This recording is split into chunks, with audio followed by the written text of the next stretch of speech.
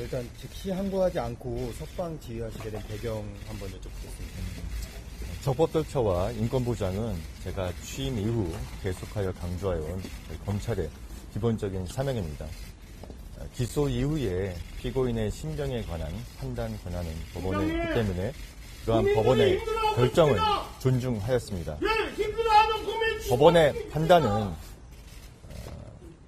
구속기간 산정에 대하여 오랫동안 형성되어 온 법원 검찰의 실무관행에 문제가 있고 가사 그러한 문제가 없더라도 법률의 불명확으로 인해 수사과정 절차의 적법성에 의문이 있어서는 안 된다는 것입니다.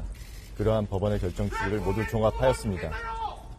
즉시 항고하지 않은 것은 보석과 구속 집행정지 또 구속 취소에 대한 즉시 항고 제도는 52년 전에 이른바 유신헌법 시절 국회를 해산하고 비상입법기구에 의하여 도입된 제도인데 기존의 헌법재판소에 의해서 보석과 구속 집행정지에 대한 즉시 항고는 두 차례 위헌 결정이 있었습니다. 법원의 인신구속에 관한 권한은 법원에 있다는 영장주의와 적법 절차의 원칙, 과잉금지의 원칙에 위반하기 때문에 위헌이라는 명확한 판단이 있었고 그러한 위헌 판결의 취지를 따라서 즉시 항고하지 않은 것입니다. 수사팀의 반발도 컸다면서요? 수사팀은 수사팀의 의견을 제출하였고 저희 대검의 부장회의 등을 거쳐서 모든 의견을 종합해서 제가 판단을 한 것입니다. 검사장 회의 열면서 시간이 좀 더 지체됐다는 비판도 있었는데 거기에 대해서 어떻게 생각하십니까? 이런 국가적 중대 사안에 대해서 저희의 처분 방향이나 법률적 쟁점에 대해서 의견을 충분히 듣고 판단을 하기 위해서 검사장 회의를 연 것입니다.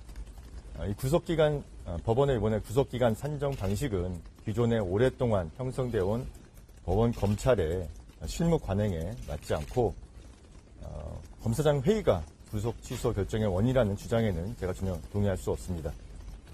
민주당에서 사퇴 요구하고 탄핵 얘기 나왔는데 어떤 입장이십니까?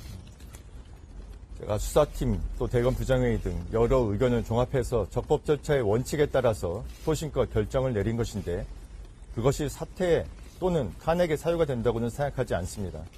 탄핵은 국회의 권한이니만큼 앞으로 절차가 진행된다면 그에 따라서 대응하겠습니다. 야당 대표들이 오늘 공수처에 총리님 고발하겠다고 하는데 입장이 있으신가요? 말씀드린 대로 제가 적법 절차에 따라서 소신껏 처리한 것입니다. 공수처 책임이 더 크다고 보십니까? 지금 이 상황에서 다른 기관의 책임에 대해서 말씀드리는 것은 좀 적절하지 않은 것 같습니다. 아까 말씀해 주시긴 했는데 구속 취소에 대한 즉시항고 위헌에 대해서 위헌이라는 판결은 아직 없잖아요.